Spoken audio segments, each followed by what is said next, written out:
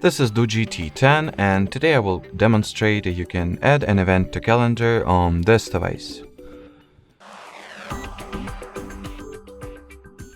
So firstly, you will need to find and launch the Google Calendar app.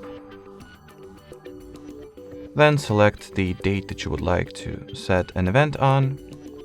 Tap at this plus icon to your bottom right, choose an event option, then fill out all the event details.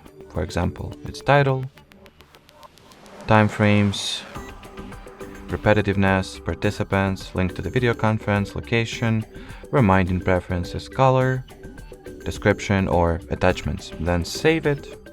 Here it is in the calendar. You can tap on it to check details of this event, edit those details by tapping at the pencil icon, then going for the delete option if you would like to erase this event.